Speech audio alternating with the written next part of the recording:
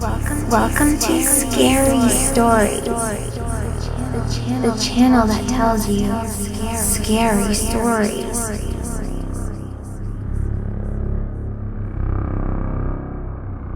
Welcome to a very special edition of Scary Stories NYC.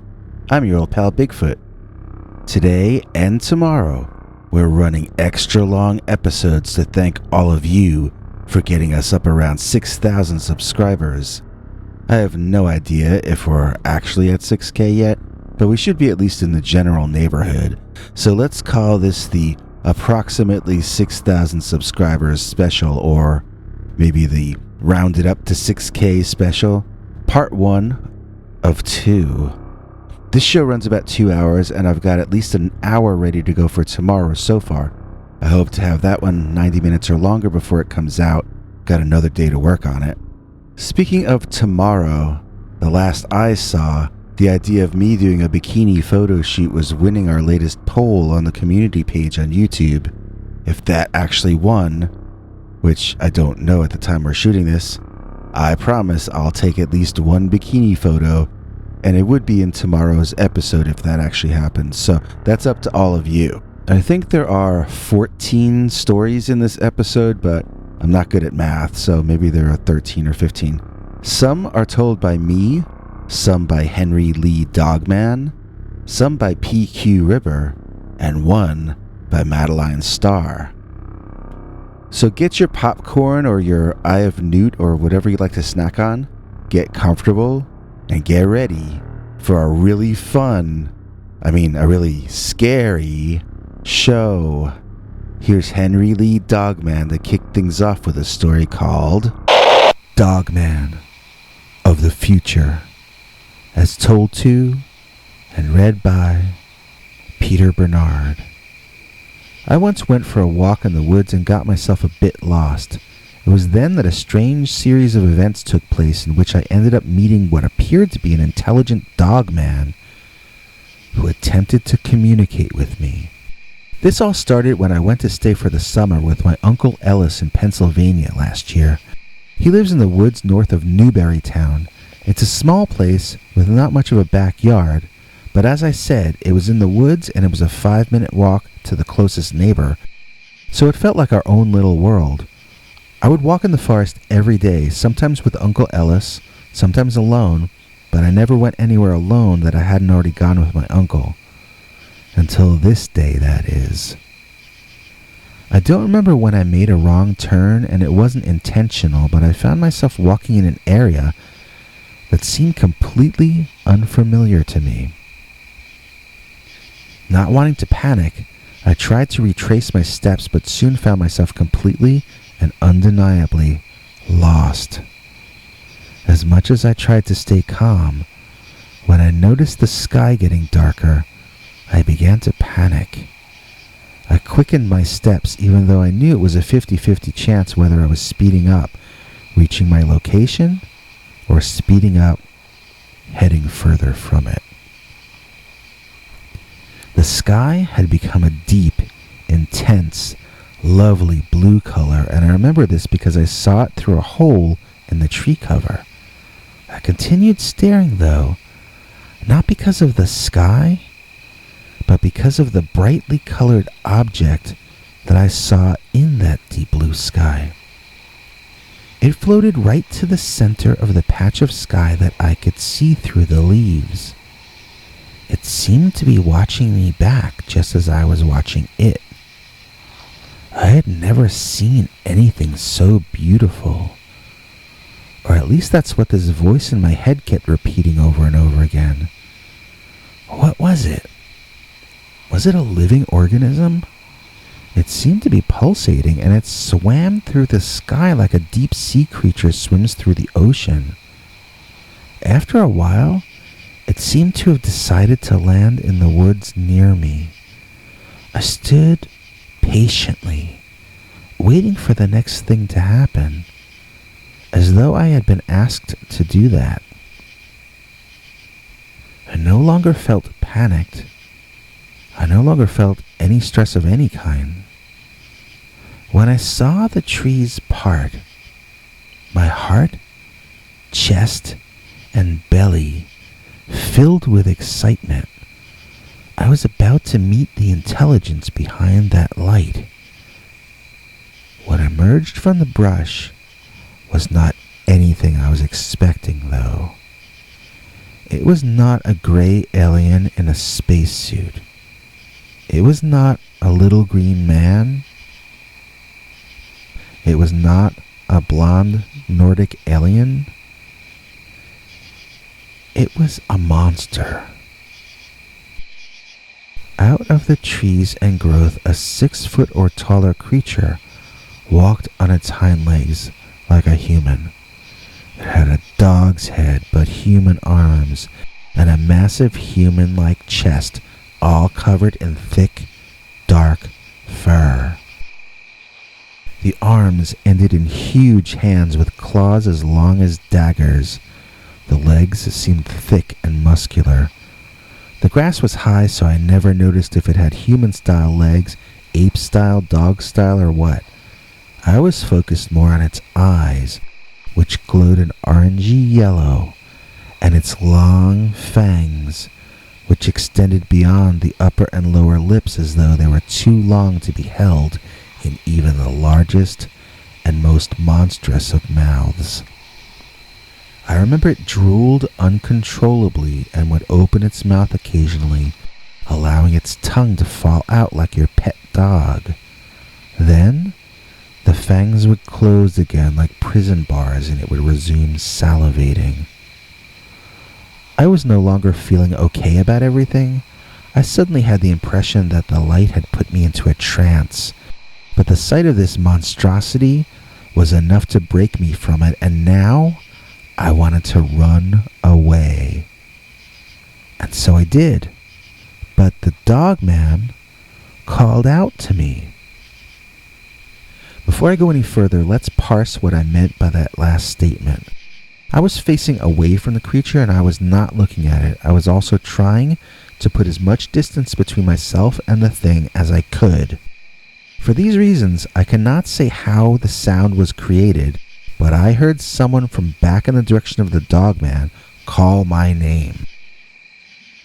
Now I know that probably should have made me run faster, but it was so unexpected that I sort of stopped running, then resumed running, then thought about it, then turned around wondering if I should go back. I didn't have to, though, because my momentary confusion had allowed the creature to catch up to me. We now stood facing each other once again. The creature spoke to me once more. Again, another pause to parse the previous statement. The creature had communicated to me in a way that I heard words in English in my head. I stared at his mouth, and I'm not certain what I mean by this, but I couldn't be certain if the words were being spoken aloud by him or not. I know that should be something you can tell at a glance. Is this a spoken word? Is this telepathy? Is this being broadcast to me somehow? And yet I honestly could not tell you then, and I can't tell you now, how the animal or whatever it was managed to put thoughts and ideas in my head, but it did. It said, "Don't be afraid. We come in peace." I didn't believe him for 1 second. A giant, hairy, naked dog man was telling me he was coming in peace? Then why not go land on the White House lawn? Why chase me through a forest at night like a jerk? I didn't say any of this, but I thought it. The dog didn't seem to react at all to my thoughts, and I wasn't sure it could read them. Maybe it could only broadcast and not receive. "It is time for your people to lay down your arms and live in peace," the dogman said, or made me think he said. I answered him for the first time. "You'll get me to lay down my arms," I said, "after I breathe my last breath and not one moment before." "The time for fighting is over," said the hairy thing. "The time has come for an end to borders and arguments." "Now that's a load of globalist nonsense," I shouted at him. "Are you from the UN or from the EU? Either way, you'll never get Americans to live life your way. I then ran directly away from the creature, cutting through brush and bushes with thorns on them, but just not caring. The thing I was running from was so terrifying to me that I didn't even feel the pain of the cuts I was enduring until much later. I don't think the monster pursued me, I think it gave up. Part of the reason I feel that way is how easy it was to find my uncle's house at that point. Everything became instantly familiar again, as though a cloud had lifted. I was pretty shaken up, and I poured out the whole story to my uncle, who asked me to never go back in the woods again unless he was with me. He was always armed when traveling through natural areas, and now I understood why. You never know what you might encounter in the forest. You might even run into the Dogman of the future. I think my dog is a Dogman, as told to and read by Peter Bernard. My grandfather died, and I agreed to take his Great Dane, an extremely tall dog named Dusty, covered in gray and white patches and spots. He had to stand 3 feet tall at the shoulders, and when he would get happy and jump on me, he would put one paw on each shoulder and tower over me. It was a good thing he was mainly friendly, because he's immense. I was told that Dusty was 3 years old when I got him, and that his breed usually only lives to be 5 or 6. So, although I was always warm and loving to him, I also kept a guard up in my heart, knowing I would be losing my new friend in just a short while. Dusty insisted on sleeping outside the house at night. If I brought him in, he'd make a terrible racket, insisting on being let out, until I finally gave in to his demands each time. Eventually, I built him a doghouse outside, but he didn't use it. He just wanted to sleep out in the yard on the grass for some reason, so I let him.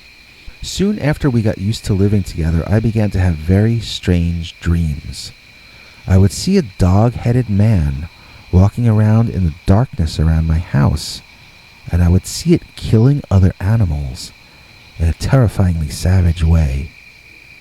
And each time, at the end of its kill, the dogman would bring the carcass over to me and lay it at my feet as an offering. Looking up at me, I could see that this man had the head of my grandfather's dog, Dusty. That was always the point I would wake up at, usually between 3 and 4 a.m. The other aspect of these dreams is that they would stick with me as I got up and went to the bathroom. I remember on more than one occasion noticing what appeared to be a dogman walking on the property outside the hall window I would pass on the way to the bathroom. In the morning, I would vaguely remember all this, but I would be wondering by that point which parts were real and which parts were dream. Maybe it was a mix of dream and waking dream. Maybe none of it was real. I decided the next time it happened that I would wake myself up fully and figure out what was real and what was not. But the next time it happened, it was just the same as before, and the time after that too. But finally, one night, I had the dream. I saw the face of Dusty the dog on the dogman. I woke up. I went to the bathroom. Out of the corner of my eye, I saw the silhouette of the dogman walking on my property outside the window. I went to the bathroom, which was unseasonably cold that night. It made me shiver, and that helped wake me up. I remembered then what I had promised myself I would do the next time I was in this situation. I splashed some water on my face and woke myself up as fully as I could. I was going to return to the hallway, I was going to look out the window, and I was going to see exactly where my dog was sleeping once and for all. So I marched out of the bathroom and I went straight to the closest window. I pulled the shade back, and I was met with the face of my dog 2 inches away on the other side of the glass, staring back at me. Only it wasn't my dog. It was my dog's head on a dogman body, the same as in all my dreams. My dog Dusty does not have a wide, muscular human chest. My dog Dusty does not stand on her hind legs to walk around. She only goes on her hind legs to say hello and to be a loving pet. That was not a loving pet looking back at me from the other side of the window. That was a snarling, angry-looking monster. That's how I found out. My dog is a dog man. I screamed and ran back to bed like a child, pulling the cover over my head as though that would somehow protect me. That dog man scared me straight back to infancy. I curled in a fetus position and shivered myself back to sleep. In the morning, Dusty was scratching on the back door, eager for breakfast. She scarfed it down the same as usual. She's always starving, but always stays thin to this very day. I've lived with Dusty 9 years now. No dog of her breed is supposed to live that long, but she's still vital and active and the same as when I first met her. For all I know, she might outlive me. I still treat her warmly, and I am always concerned with her happiness, but I still keep a guard up in my heart, not wanting to get too attached to her. It's not because I'm concerned I might lose her soon, though. It's because I'm concerned with what she might be. Hey, if your dog isn't Dogman, maybe your son is a werewolf. That's what this next story is about, and it starts right after this. Get your Bigfoot for President t-shirts, mugs, buttons. Get them now. cafepress.com/Bigfoot for President. I think my son is a werewolf, as told to and read by Peter Bernard. Something has been wrong with my son Jim since he entered high school. He's changed. He's different and distant. At first I thought it was some kind of addiction, but after a few months I was certain it had nothing to do with anything like that. He had grown moody and refused to communicate with me, my wife, or his younger sister who he used to get along with fine. We live in an area made up largely of farmland with patches and remnants of old-growth forests providing windbreaks and privacy between the properties. About 2 years ago, right after Jim began his freshman year, we started having attacks on our livestock. Not just my family, but pretty much every family in the area by now. Everyone's chicken coop has been broken into, and each time 2 chickens were taken and never seen again. On other nights, it would be other animals found partially devoured or else disappeared and never seen again. It was gruesome, tragic, and also taking a heavy financial toll on our area. We called a meeting after about 6 months of this nonsense and met at the old Episcopal church. Everyone had a different idea about what should be done, and nobody was interested in anyone else's ideas. We couldn't even agree on how to vote on what we couldn't agree about. Some people even blamed one or another of their neighbors and refused to listen to evidence that contradicted their theories. At length, I suggested trap cams. If we could all at least agree to put trap cams up on all our properties and allow everyone else to see everything that was captured, we might at least all get a grasp on what exactly we were dealing with. Then, maybe we could decide what to do about it. About 3 months into my genius plan, we still hadn't photographed anything unusual or predatory, while the disappearances of livestock continued, although they did seem to become a bit more sporadic. Then, my trap cam caught something I didn't want to share. It was my son. At least, I think it was him. There were a bunch of teenage boys, all dressed in dark hoodies with their school logo on them, same as what my son wears. One of the boys had the build of my son and looked like him in silhouette. The others looked like his friends. Seeing my son and his friends on my own property was not the problem. The problem was that one of the boys had the head and snout of a dog sticking out from under his hoodie. It looked like a special effects movie still. It didn't look like a trap cam photo.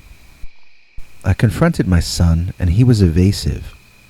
I decided to betray my agreement with the other farm owners and hide the photo, erasing it from the card and putting it back in the camera. I had never done something so unethical in my entire life, but I needed to find out for myself what was going on with my son. That night, I followed him as he left the house just after midnight. Normally my wife and I are asleep by then. Neither of us knew he was going out late at night. He went into the forest, and I followed at a safe distance, making sure to keep quiet. He never sensed me behind him, and he led me straight to his meeting place with his friends by a large boulder. It was the same kids as in the trap cam photo, except the one with the dog face now looked like a certain kid whose name I won't mention. He was the son of one of the other farm owners. I was too far away to hear what they were talking about, but they seemed to confer quietly for a while before forming a circle around the boulder. At this point, they started chanting something that sounded like gibberish to me. It didn't sound like English, but maybe it was, I couldn't tell you. After some time, one of the boys was gripped by convulsions and seemed to be having a seizure. He fell to the ground, and the others, including my son, encircled him, chanting.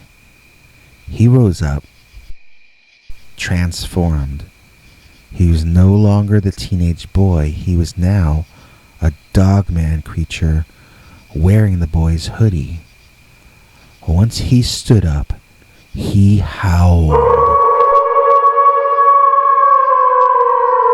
The other boys adopted submissive postures to the wolf, who then ran off into the woods, followed by the others. I did not follow. I sat there, my butt on the dirt, pondering what I had just seen. The one that I saw transform into a werewolf, it was not the same boy as last time. That meant a different boy each time changed into the wolf. A different boy led their mischief each time. Maybe sometimes it might have been my son leading the charge. This had to have something to do with the disappearances of livestock. It was too much of a coincidence. I have the original photo saved on my hard drive. I wondered, should I show it to the other farm owners? It might cause more trouble than it would solve. It isn't like a blurry photo of a boy with a wolf face sticking out of his hoodie is going to prove anything one way or another. I could try to impose a curfew on my son, but how exactly would I enforce it? I can't lock him in his room, can I? He's nearly 18. It seems unethical. And yet, how can I allow him to roam at night, possibly engaging in activities I don't want my family associated with? The means to stop this from happening are at my disposal, but they seem rather draconian things to ask people to accept me doing when I have no hard proof that my son may be part of a werewolf cult. I have no proof that there is such a thing as a werewolf at all. I only have that one trap cam photo, which anyone could easily argue was just a kid wearing a mask. I think I'm going to email the photo to the other farm owners with a simple explanation. I'll just admit to them that I originally omitted it since it was my son and his friends, and I thought it was irrelevant. But in the interest of clarity, I've decided I should share it with everyone anyway. I won't mention the wolf-faced boy. I will leave it up to them to either notice or not notice. Maybe this situation will take care of itself. Teenagers can sometimes do things that seem intense for a while, but turn out to be fads in the long run. Maybe, if our community is lucky, this can end up being one of those kinds of things.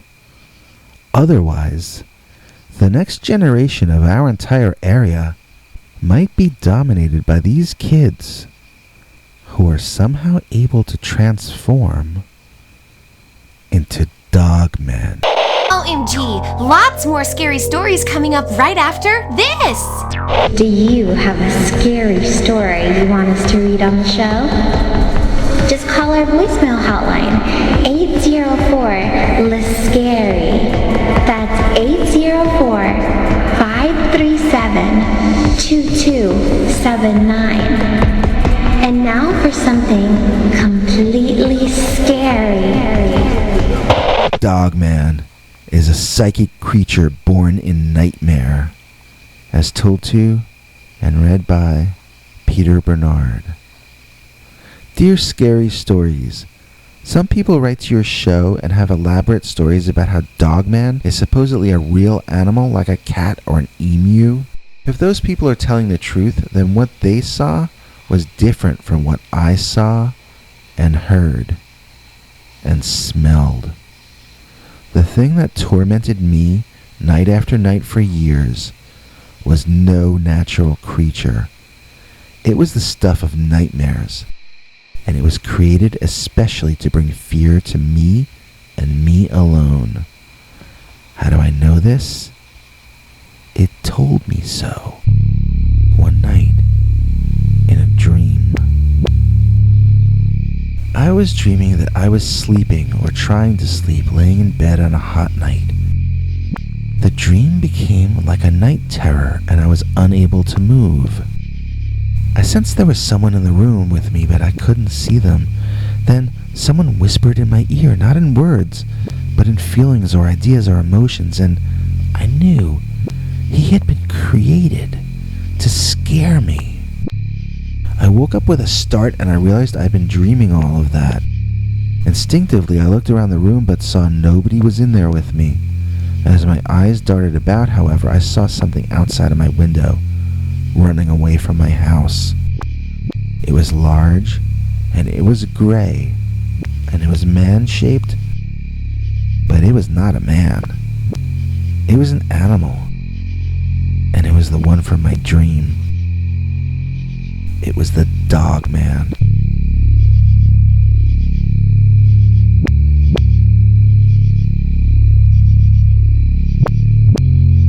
And this Dogman existed only to crush me with fear.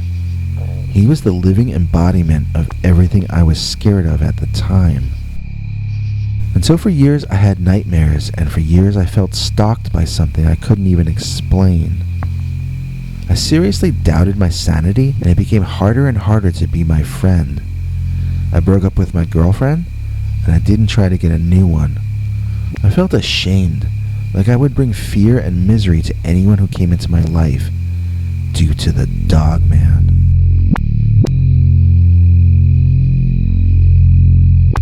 I didn't want him stalking anyone else because of me.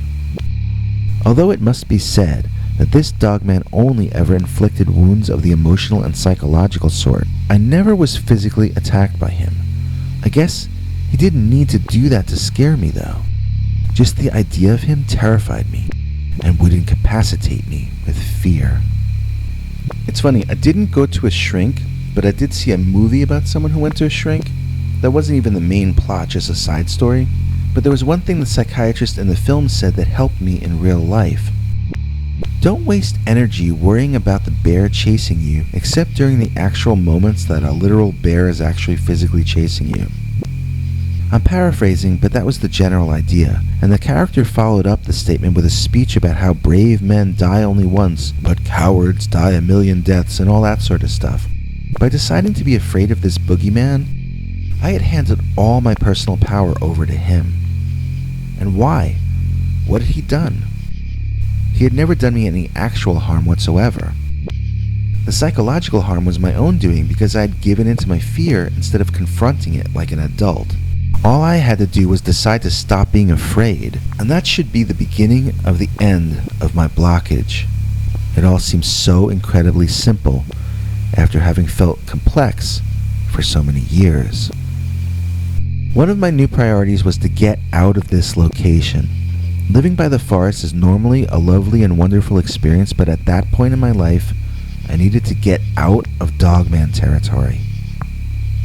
I booked a hotel room in a nearby big city, packed 2 weeks of clothes, and jumped in the car to begin my new adventure. I had never felt so free. Driving out of the house that night, I felt a genuine sense of danger once I hit the road. I tried to shake it and remembered all my healthy mental decisions I had been making of late. I just needed to drive and leave the fear in my rearview mirror.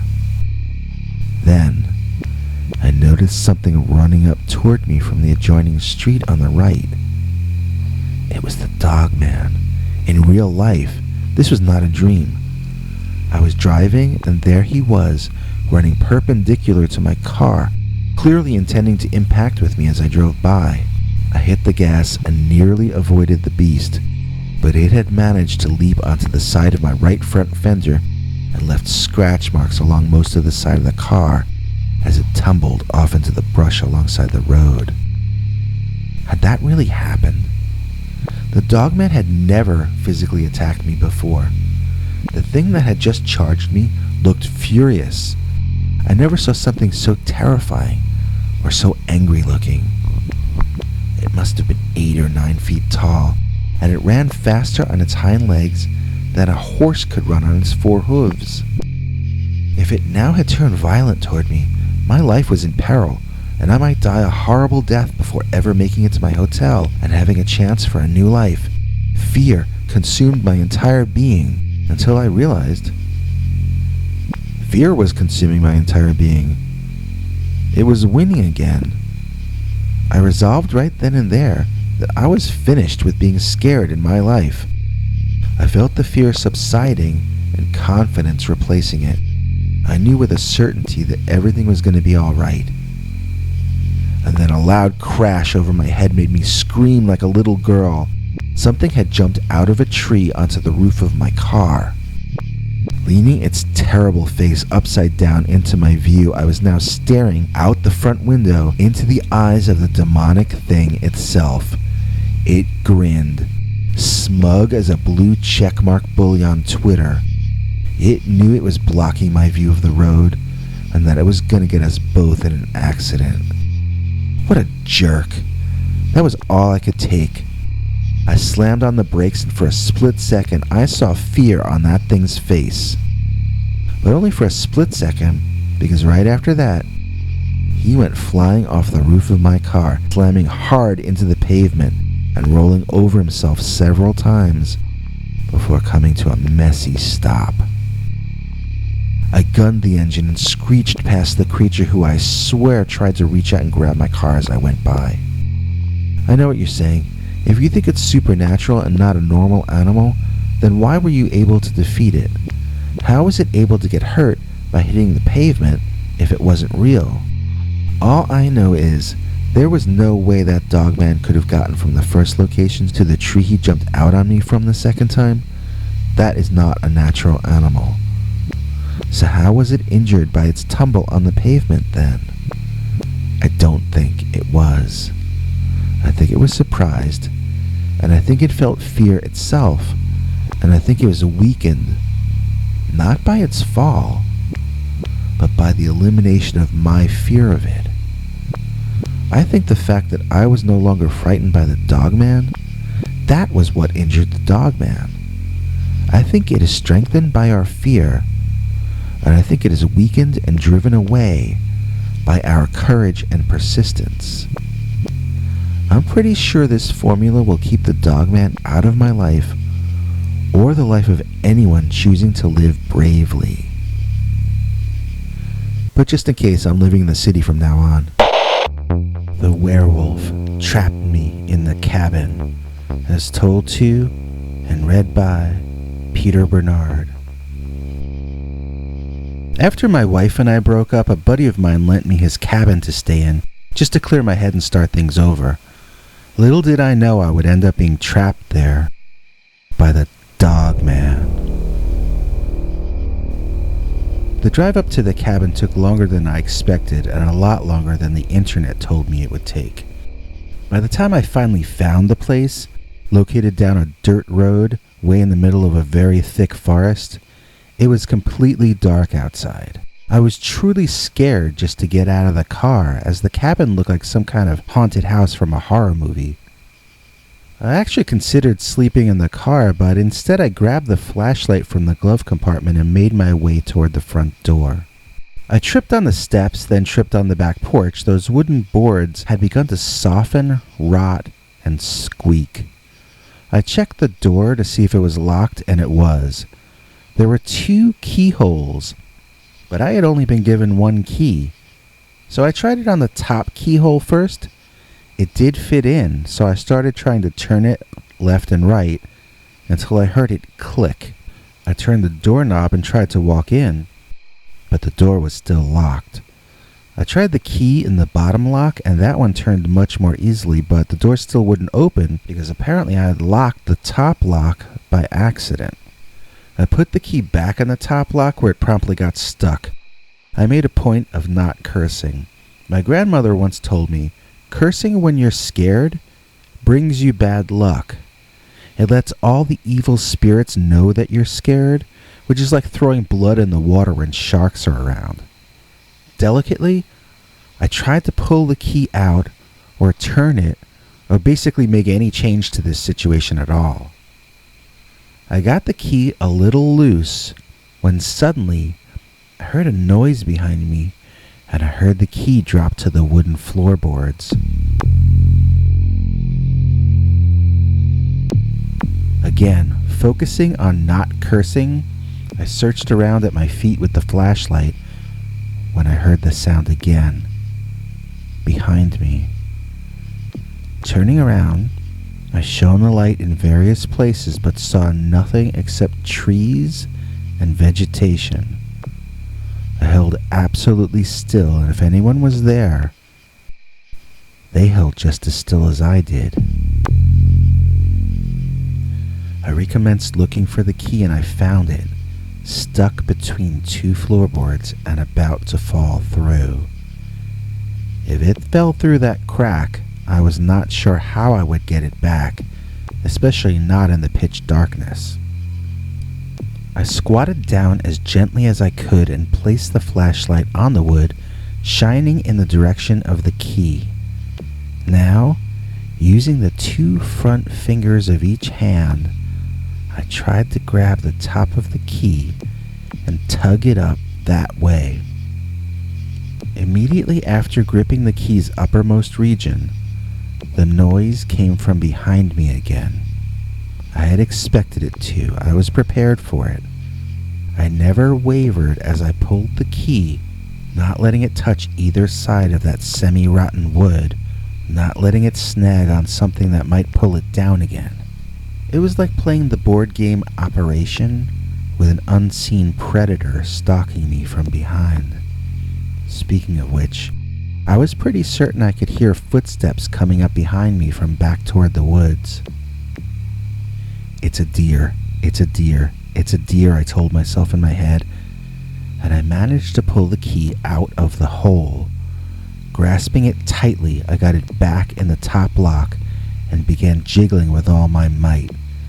Behind me, the steps grew closer, but I would not stop and look. The lock snapped and the door opened. I practically fell inside and closed the screen door, locking it with a little latch lock, and finally peering out to see what had been walking up to me from the woods. It was not a deer.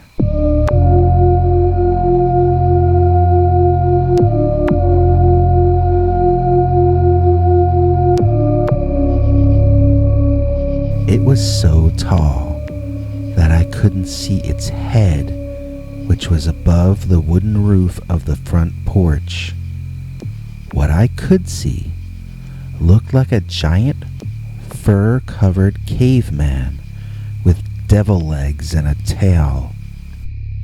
I tried to get the key out of that top lock, but it was sticking again. I tried harder, as I found I had wet myself and was crying uncontrollably. Then, the giant caveman from the woods bent down to get a better look at me, and that's when I got a better look at him. He wasn't a caveman. He was a dog man.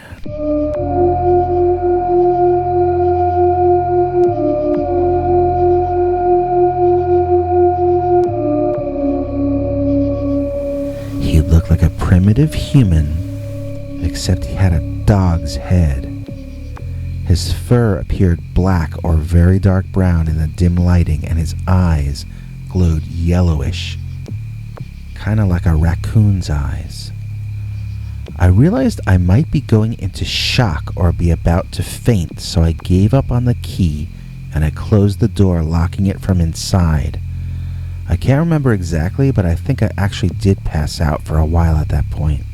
I remember fretting in the house and looking around for the telephone, He had no landline in the place, so I reached for my cell phone and I remembered I had left it in the car with all my luggage.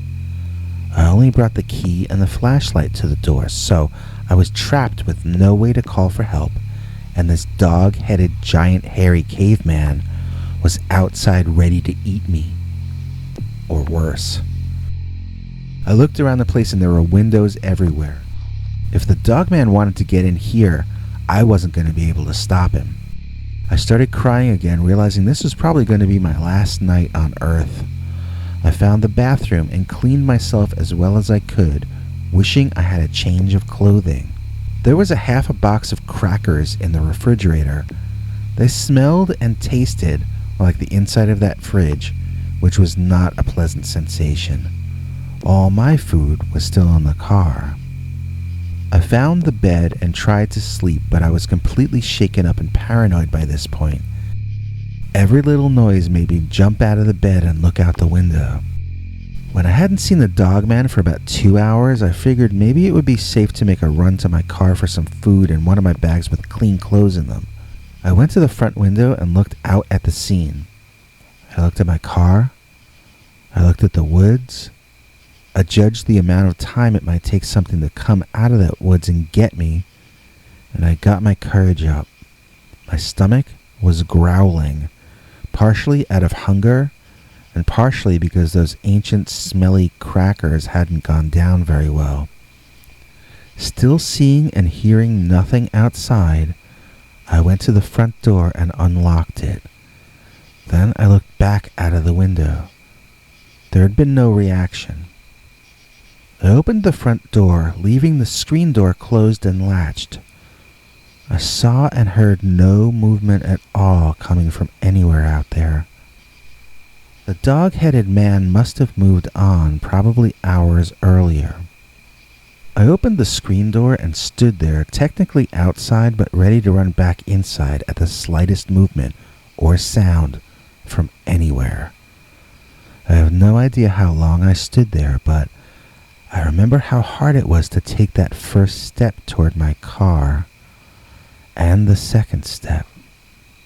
Soon, there I was, opening my car door as quietly as I could manage, and reaching in to grab whatever food and clothes were closest. As I did so, I heard a sound like an angry bull snorting. I looked to my right, and through my back car window, I saw the giant, dog-headed, hairy caveman with devil legs and a tail running at me.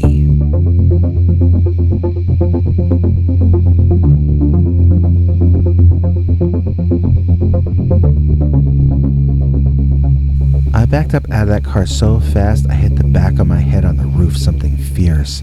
I was dizzy in more ways than one as I tripped up the stairs and back into the house, slamming the door behind me. The creature hit a second later, smashing into the door so hard that I thought it was going to buckle in. I was on the floor, cowering with my arm over my head as though that would somehow save me. The dogman only banged on the front door that one time, then he went over and slammed my driver's seat car door so hard it sounded like a cannon had fired. Then he screamed in frustration and fury. I was a mess, convinced I was going to die, but I think the dogman had already walked back into the woods. I didn't notice that for the longest time. I was so convinced I was still under attack. I woke up on the floor where I had fallen, and the sun was up. I could hear morning birds, and it seemed as though the nightmare was over. I had to get out of there while I could. There was no way I was going to still be in this location by nightfall. In fact, I was going to be long gone before noon, and that was the end of that story as far as I was concerned. The key was still stuck in the front door. I did try once or twice more to get it out, but I didn't try all that hard. Going to my car, I discovered that the dog-headed monster had slammed my car door so hard that I literally couldn't open it up anymore. I had to go around to the passenger side to get in and slide over. I checked and had my phone and everything with me, so I started the car and backed out onto the dirt road. Driving back toward the main road, that would lead to the highway. I felt so genuinely excited to get a chance to get back to the life that I had been so depressed about only a day earlier. After that night with the Dogman, I didn't really care anymore if my wife loved me or whatever. I was just glad to be alive and free to live however I wanted to. And that's what I was going to do. I felt I had really learned something and grown from this experience, as terrifying as it had been. Then, there was a thud behind the car so heavy that it shook the road and the trees on either side. Looking in my rearview mirror, I saw the dog-headed caveman standing on the road behind me.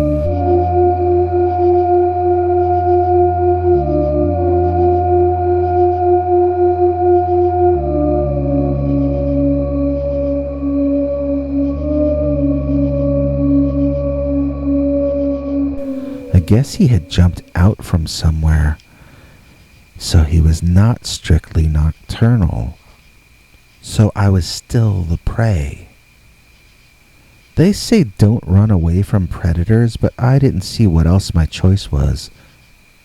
We were going to find out which was faster, my beat-up old Ford or an impossible hybrid monster species. I gave the engine all the gas she could take, and we started accelerating. 20, 22, 25, 27, 31. Come on, baby, you can do it. A quick check of my rearview mirror showed that the Dogman had begun accelerating too. Its horse-like back legs were built for speed, and it was gaining on me very soon. I said a silent prayer and just kept my foot on the gas pedal. I couldn't really do anything else beside that and steer.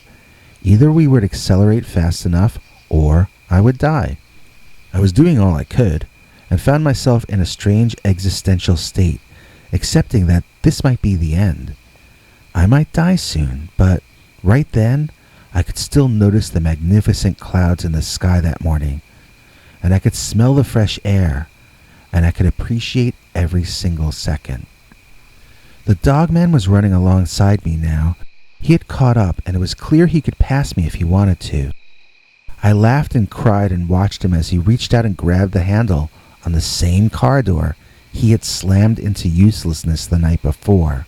Good luck trying to open that, I shouted at him. If I was going to die that morning, I was going to enjoy myself until then. So, the animal man pulled on the door handle, and it didn't open.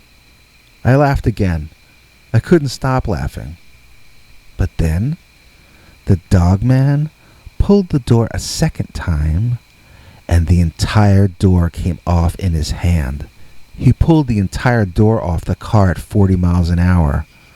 There was a brief suction effect, and I almost fell out of the side. The Dogman and the car door had gone tumbling into the woods somewhere out of my view. I kept my foot on the gas, and I kept laughing and laughing and laughing. And that's how I drove back to the city, with no driver's seat door in my car. But I didn't care. I had escaped my encounter with some kind of giant prehistoric monster Dogman, and everything after that seemed a whole lot less stressful. I do think I have some sort of post-traumatic stress disorder from the situation. For instance, I really freak out in the woods now. I had agreed to walk in the woods one day with a girlfriend, but once we were under the tree cover, I became ridiculously upset, just irrational. It was kind of embarrassing, and I had to explain why I acted like that to her. Needless to say, that was the end of that relationship. So, I just don't go into the woods anymore, and I seem to be fine. I've learned a hard lesson. In the forest, whether it's night or day, you are living by the grace and courtesy of the Dogman. I saw a fox turn into a Dogman, as told to Peter Bernard, read by P.Q. Ribber. This here is a story that happened in 1997 when I was 18. It was springtime, and I was feeling it. All I was interested in that year was girls. Some of my girlfriend's parents referred to me as a wolf, but in actuality, My teenage fascination with girls led to me crossing paths with a real-life werewolf. Okay, spring. Warm. Free time. Wandering around town, looking in stores but trying not to buy anything. Bam. There she is. And our story can get started. There was this girl in this store. She was the most stunning girl my teenage eyes had yet beheld. Even at the time, I could not comprehend her appeal. She was dressed like she had come home from work, but in some way she seemed done up fully. I don't understand the things that women do. Maybe it was her makeup or her hair or her way of standing and moving, but everything about her spoke loudly to me. It said, "I'm too good for you," in the deep male voice of her father or boyfriend. A girl like this was not single, and she almost certainly dated someone with a job. That was the thing that annoyed me the most about pretty girls back then, but still, somewhere in the back of my mind, I wished I deserved a girl like that. I never really had a dream or vision of the perfect life for myself before, but now, suddenly I did. It was me figuring out how to be the kind of guy that went out with someone like her. When she left the store, I noticed she was going in the same direction I was going to go in, so naturally I walked after her. I mean, not after her, just in the same direction. By coincidence. After a few blocks, she turned left.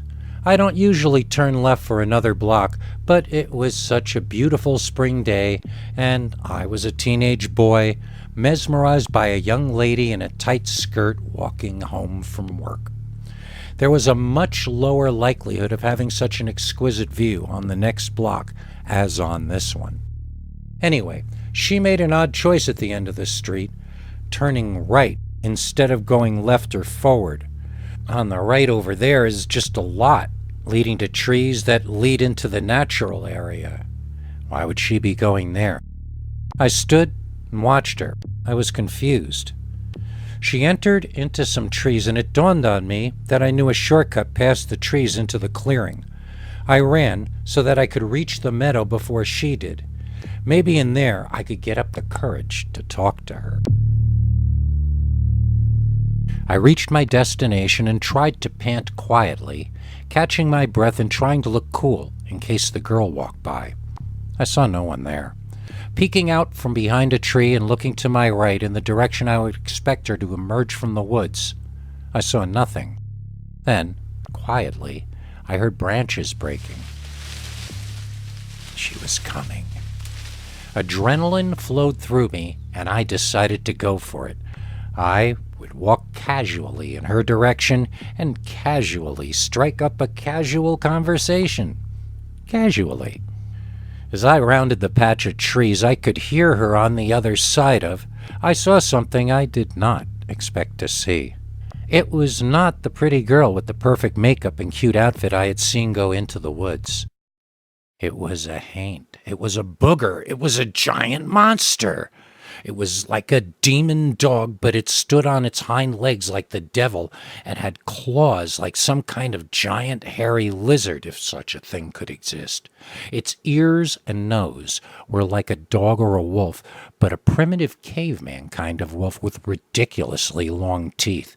Its eyes looked like those of an insane thing, like it was terrified or furious, and I couldn't tell which. It looked like it was overwhelmed and horrified as it saw me there, no longer looking so casual.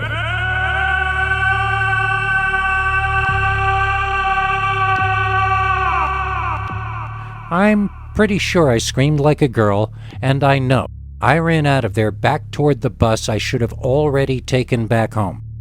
I was crying. What a Casanova.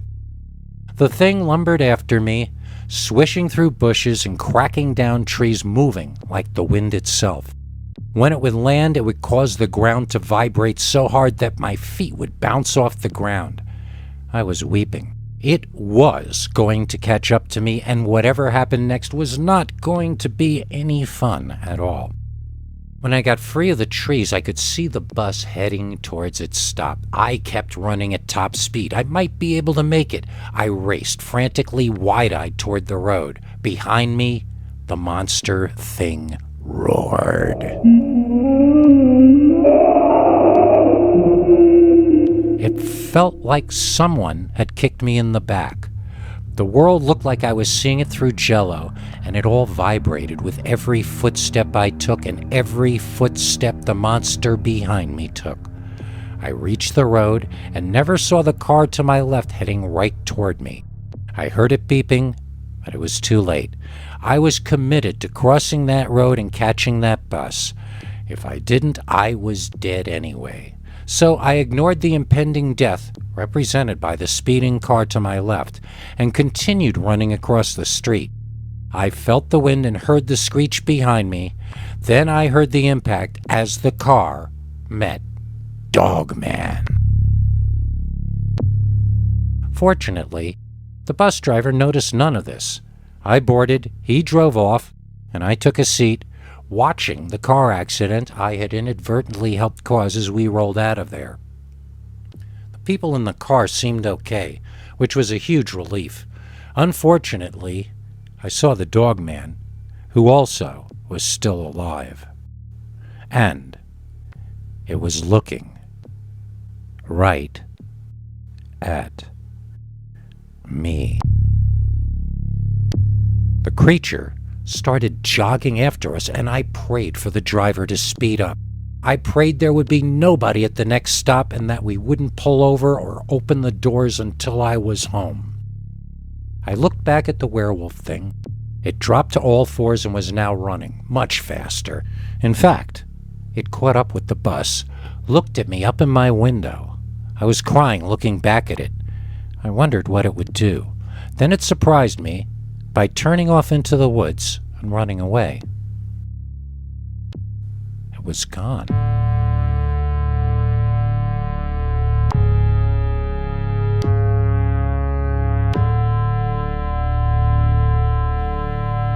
I felt the hugest sense of relief I think I had yet felt in my young life up to that point.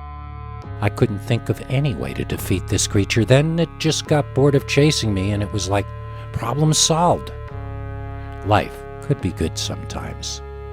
So then, I looked forward and to the right down the road. There, at the next bus stop, sitting there wearing the same cute outfit and the same sweet makeup and same everything, was that girl. The girl I had seen walking into the woods. At first I was glad to see her, but then I realized there was no way she could have gotten to that stop from where I last saw her in that amount of time. Unless... So, as she got on the front of the bus, I exited from the rear door. I knew a shortcut from this stop back to my neighborhood. She would be on that bus for at least 4 or 5 minutes before she reached the next stop, so I had a head start. I knew she was the werewolf. She was the Dogman. She knew I knew, and so now she would stalk me.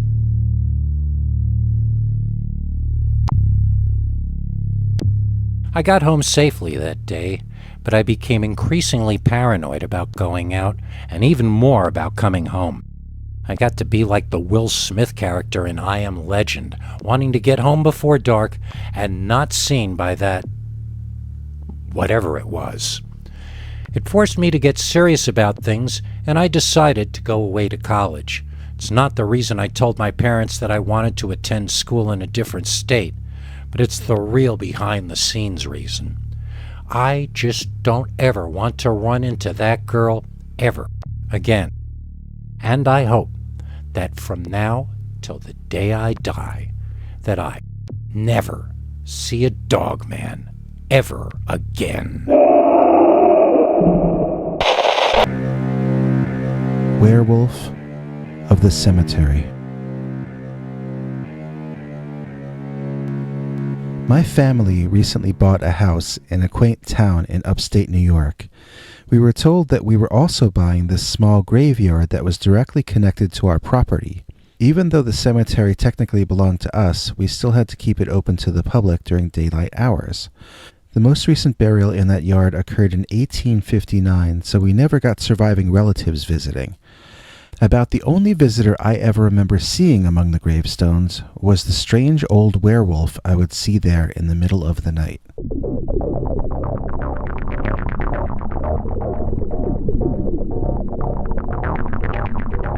I say old because this long-haired beast had gray among his darker fur, not white, but silver. He was not albino, he was just aging. I call him a werewolf because that comes closest to describing his appearance, although I never saw any movie or illustrated werewolf that looked anything like this creature. I would see this thing in the middle of the night as I would get up to use the restroom. One of my bedroom windows overlooked the graveyard, and sometimes this figure would be standing there, staring up in the sky. The most recent time I saw him was at the end of February, and I think that night that he was staring at the moon. I've never heard the animal make a sound. I said before that this whatever it was didn't resemble anything I'd ever seen before, whether in reality or fiction. I'd attempt to describe it, but I'm not sure how clear I can be in this case. I would say that this was a very large and extremely deformed man, except that its tall ears on top of its head were purely formed. They pointed in different directions, constantly moving and hearing things my human ears would never hear. Most times when I see him, the ears are the only part of him that's moving, except maybe his fur blowing in the late night breeze. Underneath the lovely tall dog ears on top of its head, there's nothing but nightmare. This is the face of a monster. This thing has thick, heavy eyebrows, a unibrow really, and these thick, shaggy brows hang down low over two furious-looking eyeballs. It has a nose more like a dog than like an ape, but its lips under the nose were not split like the upper lip of a dog or a cat. It looks like the mouth of an ape under the nose of a dog. I do not know what its teeth are like, as I've never seen it open its mouth. Another odd thing about this is that I have never seen the monster arrive, and I have never seen it leave. I have not heard of anyone else seeing the thing, even though two other houses are positioned so that they could possibly get views of the location in question. There are only two entrances to this small cemetery, and the chain-link fence which completely surrounds it. One gate is on the street and usually kept open. The other is on my property, allowing one to go from our backyard to the cemetery. The fence is at least 5 feet tall all the way around, and the brick wall behind it must be at least 7 feet tall. There is some forest past the house behind the brick wall, but it's not like this monster could have wandered from the woods into the graveyard. If I was witnessing a natural animal, then I have no real explanation of how it could have arrived there, or where it could have come from. This leads me to consider two possibilities. One is that I might be experiencing hypnagogic hallucinations of this creature. In other words, it might not be down in the cemetery at all, but might be only in my head. Maybe I'm projecting the image or idea of the werewolf down there into the graveyard. The other possibility that pops into my mind is that maybe the creature is not natural, but rather some form of apparition tied to that location in some way we cannot understand. In any case, I see a hairy, tall, mutated-looking man who looks like he's half dog standing in the cemetery beneath my bedroom window at night, and it terrifies me. Update. As I was proofreading this to send to you, my neighbor sent me a bit of news I had previously been unaware of. I had been wondering why this cemetery was not adjacent to any church. It seemed so odd for it to be on private ground, especially as we are not in a rural area, but a suburban one. I must have made a comment to that effect to her in an email, and she just wrote me back that the church used to be located where my house currently stands.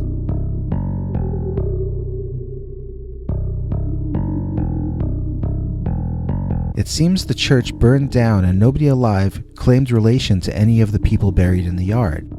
The town finally allowed a man to build his residence on the old church property if he took on the responsibility of the cemetery's upkeep. This is why we inherited this obligation. Now that I know that our house is on what was once considered holy ground, I feel more certain that the visions I had of the dog man must have been paranormal in nature. But that doesn't necessarily mean that the dogman I've been seeing is of an evil or demonic nature. Maybe he's here in a loyal way. Maybe he's the guardian of the graveyard. The ancient Egyptians depicted the guardian of the land of the dead as Anubis, who was shown as a man with a dog's head. I was taught in school that this was meant as metaphor. Maybe it was that, and maybe it was something more literal at the same time.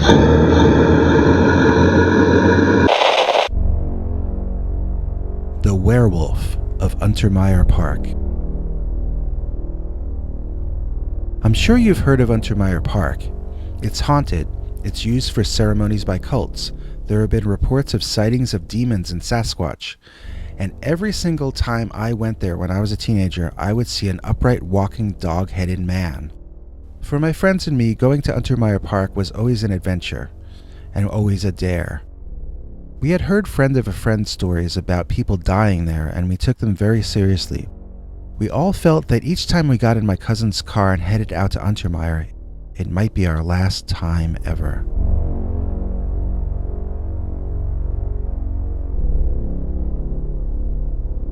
One time when we were there, we saw a tall man with a top hat walk past us as though he were in a trance.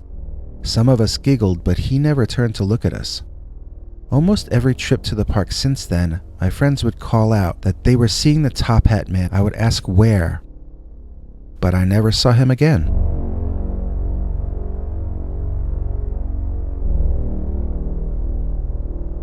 And it was sort of the opposite thing with the dogman or werewolf. When I would see him, I would sense that it was time to go, and I would insist to the others that we leave.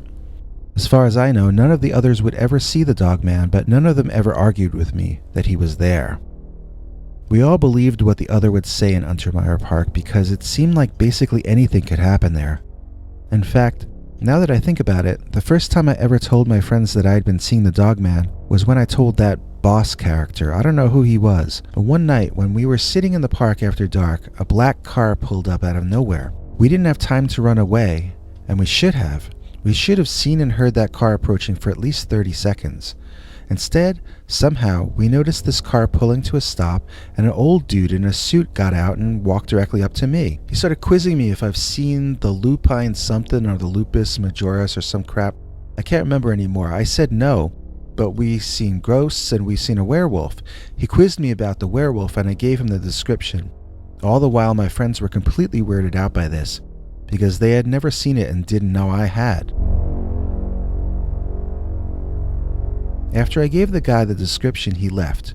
No, wait, he told me that I didn't see the werewolf and then he got in his car. I mean, like, he warned me I better act like I hadn't seen it. I don't remember if he drove off in a normal way or vanished or what, because my friends were freaking out and asking me about the dogman. So okay, here is what I would see on those nights. I would look into the woods on occasion to check for lights. The lights usually meant a bonfire or people with lit torches, in other words, cultists. All sorts of weird ceremonies were performed in those woods in those days. I'm glad that's all I know about that. So, anyway, I would be checking for lights, and then I'd see this face looking out at me from the forest, from between the trees. It was some kind of animal face, like a bear, but not a bear. The first night I ever saw him, he stepped out from the trees and I saw him in his entirety. He was taller than a man, and more muscular too. His hands ended in long claws, almost like the talons of a giant eagle. It had massive, thick legs, and yet it was a dog of some kind. A massive, terrifying-looking dog that walked around on its hind legs for some reason. That first night I saw the dog thing, I heard a voice in my head. It asked, "Do you see me?" I nodded my head yes. The voice in my head resumed. It said, "If you see me, then run." And so, since then, when I see a dogman, I run. Dogman by the Castle, as told to Peter Bernard. Back in the early 1970s, I had an aunt who dated an eccentric doctor. Visiting the castle on the beach that strange surgeon lived in almost cost me my life. When I met, The Dogman by the Castle.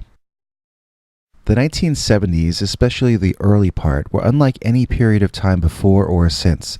The counterculture of the 1960s became mainstream suburban culture in many ways by then. Shag rugs in sunken living rooms, straight normal guys growing their hair longer. 2 of the Yankees traded wives. And into this milieu, my aunt, let's call her Aunt Mallory, who had been very straight and proper, started dating this wild, swinging, and very rich surgeon. We didn't expect it to last long, but she and he actually became formal girlfriend and boyfriend, and our family got invited out to the castle to meet the guy. He reminded me of Vincent Price. He was African American, yet he still reminded me of Vincent Price. Maybe it was the smoking jacket and the cigarette holder for his French smokes. He also had a lion as a pet that he kept on a chain. Who would do that? This guy, that's who. I felt really bad for the cat, but I felt more scared of it than bad for it. It looked pretty cranky, as you can imagine. And so my sister and I got out of there as soon as we could and said we were going to wander on the beach. The doctor told us to stay out of the forest. There are wild beasties out there, he assured us. We rolled our eyes and of course made a beeline for the forest next to the beach. It was our obligation as kids to do so. We didn't realize until we were right up on them, but there was a sandy cliff about twice our height we'd need to climb in order to get up onto the level that the forest was on. We headed to the shortest point and started climbing. It was slow going and we both fell back a few times, as the hill was all sand and broke away at the touch. My sister noticed a rope someone had left hanging from the upper level, and we used that to climb up instead.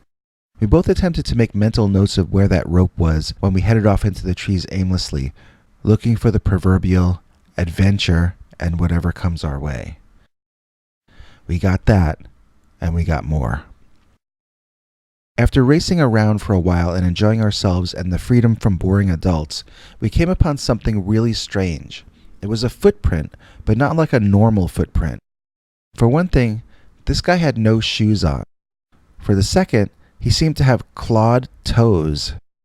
As my mind spun in circles trying to comprehend what we were looking at, my sister decided it had to be a bear or maybe a very large wolf. Suddenly I could see what she was saying. That made more sense than a barefoot man with claws. We followed the trail through the soft muddy dirt for some time, fascinated. The animal seemed to mainly walk on the balls of its feet, but occasionally would rest on its haunches and leave prints that looked a lot like a giant human print. The thing about that is that it would seem to indicate that it was squatting on its back legs but tilted up. Maybe it was walking bipedally too. That would mean it would have to be a bear unless it was a reincarnated prehistoric giant sloth like we had seen at the museum. This was turning into the best day ever. We followed the tracks until we reached a cave with an entrance large enough that we could walk through standing up. The footprints became jumbled at the cave entrance. Clearly this location was entered and exited a lot lately, and by more than one creature most likely. We found the home of the thing, whatever it was. Now why this next part made sense to us, neither my sister nor I will ever know, but we decided it would be a brilliant idea to go in the cave, find a good place to hide and observe, and then discover whatever this creature was. That's right, we decided to go in the cave, where we knew strange creatures lived, and try to spy on them. Maybe we thought we could get on In Search Of with Mr. Spock or something. We had no sense at all that we might be entering into a dangerous situation in any way. We'd seen enough Mutual of Omaha's Wild Kingdom episodes to be able to handle ourselves in the wild, we thought. So, we walked into the cave, as quiet as 2 dumb kids can, and the ground is hard in there. We don't see footprints anymore. It gets dark pretty quick. The smell is terrible, like a whole lot of things died in there. There's a passage where we had to scrunch down and crawl and go slow to get through. If it sounds like we were walking into a death trap, there's a good reason for that. The tunnel opened up into a larger alleyway with tall stones shooting up from the ground everywhere. We heard echoing noises, and following them led us to the edge of a chasm, a large stadium-sized amphitheater under the ground. And down there, here and there, darting about in the darkness, we could make out very large, very fast men.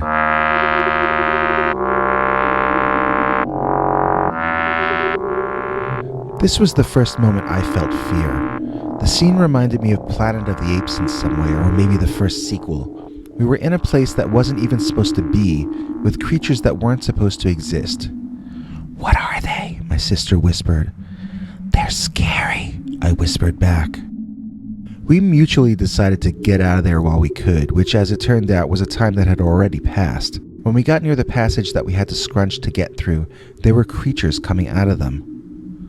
We quickly hid behind the stalagmites growing up all around.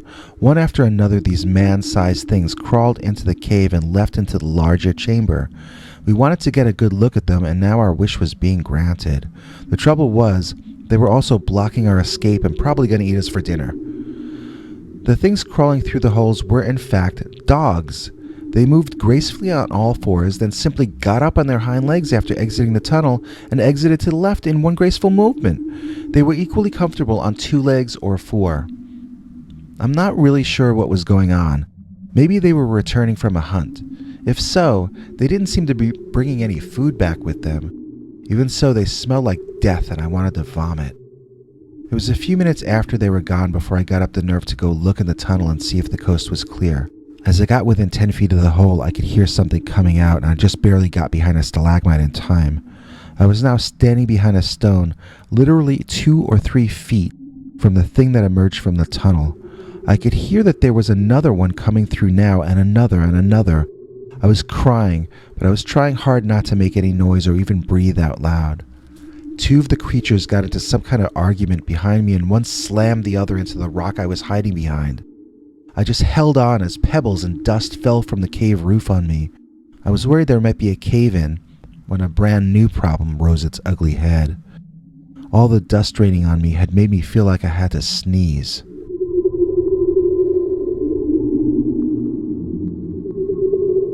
Have you ever suppressed a sneeze? It's not easy to do, is it?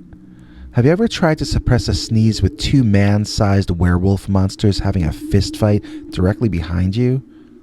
That's even harder. But I did it anyway. I suppressed the sneeze. The creatures eventually took their troubles to the larger cavern, and I finally had a few seconds to go into a mild state of shock for a while. It seemed long overdue when the moment arrived, I assure you. I don't know how much time passed, but suddenly my sister was there to my left, dragging me by my arm and saying the coast was clear. I couldn't really follow what she was saying. I was not fully back to reality yet. As I was midway through the tunnel, crawling on my hands and knees, I woke up and realized where I was. That was bad timing. I was now frozen, unable to move, and weeping all over again. My sister was already out of the tunnel, and she looked back to see me crying. She urged me to get out. She told me we had to go. Nothing worked. I told her I couldn't move. Then, from behind me, I heard a roar.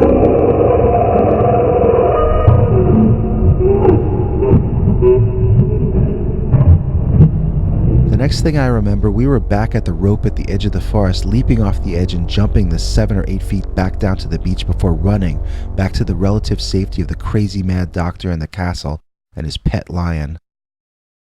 Like a lot of people in that era, we had an adventure and we kept the details to ourselves. We never told our parents, we never told our friends, and after a while it seemed harder and harder to believe that it could have even happened.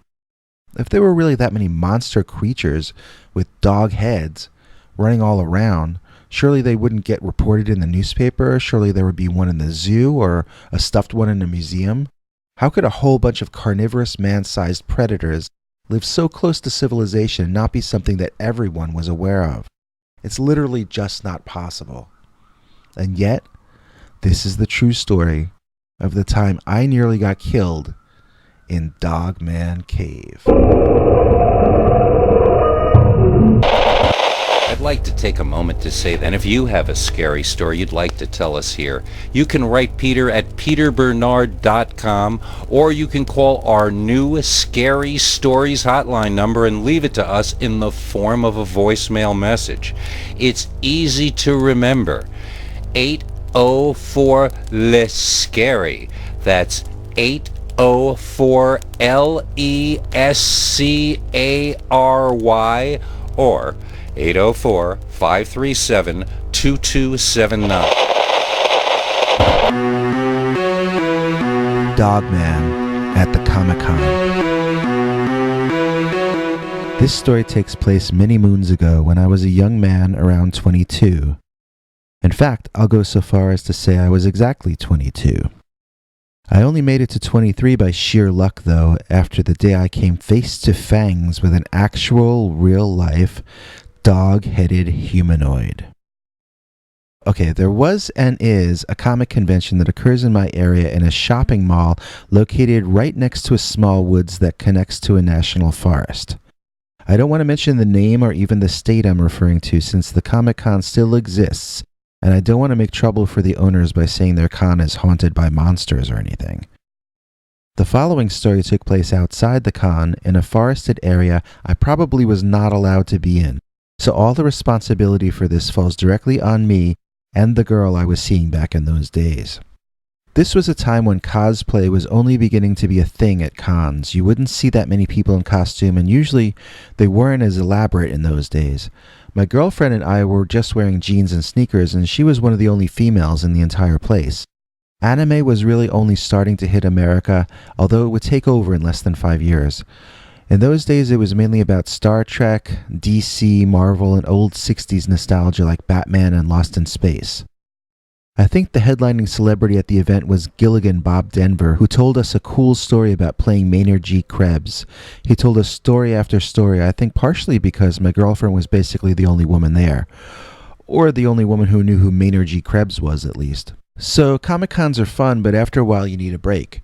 We didn't want to leave, but we needed a break, so we bought ourselves some junk food for lunch and then snuck out the back where we weren't supposed to go and wandered off into the woods. We found a clearing with 2 logs in it that were convenient to sit on, and we just chilled for a while.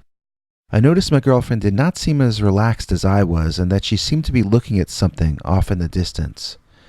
Then I heard something in the trees, and I started looking over there myself. Under my breath, I asked her if she knew what was over there. She said it was a really tall dude dressed all in black, and she wasn't sure, but she thought he might be wearing a mask. Now, to be clear, this figure my girlfriend wasn't 100% certain she had seen was not coming from the direction of the Comic-Con, and to reiterate, we didn't have the expectation of seeing costumed individuals the way we do now. This was some tall, dark figure coming from the forest, walking toward us and the convention. I began to pay closer attention, and our conversation ceased as we both tried to get a better look at whatever was out there. We never could, although we could hear it moving from the right of our field of view to our left, then back again. I'm not trying to say it was invisible, I just mean whoever it was had to have been behind the trees just out of our vision. After a while, my fear and concern turned to annoyance and a touch of anger. My girlfriend said we should go back to the con, but I was young and hot-headed, and I wanted this tall guy to know he had bothered me and my girl. So I got up, but instead of walking back to the con, I walked further into the forest, shouting loudly and dramatically to the figure to show himself and explain himself. For some reason, I was convinced by his lack of reply that I had scared him. Emboldened by this, and against the complaints of my then-girlfriend, I got louder and walked further into the forest, demanding the lurker show himself immediately. I'm not sure how far I walked, but I know I couldn't see my girlfriend behind me anymore. I tromped on, shouting rude things to the stalker dude and generally acting like a macho idiot, which I guess is what I was sometimes back then. Don't worry, I learned my lesson about that, and here's how. Satisfied that I had scared off the annoying peeping Tom, I turned to walk back to my girlfriend triumphantly. I had to walk through a narrow passage of trees at one point. As I entered, I shouted out to my girlfriend that I scared the jerk off, and I saw a figure at the other end of the alley of trees appear. I assumed it was her and kept talking to her about what I had seen. Then I heard my girlfriend call out my name. From far beyond the figure I saw in front of me.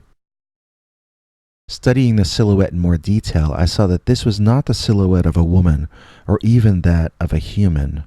It was far too tall, and its legs were all wrong. It looked like it had pointy ears on top of its head. This was not a person at all. This was something more like a werewolf. It was breathing heavily, and my first thought was that this is a movie set.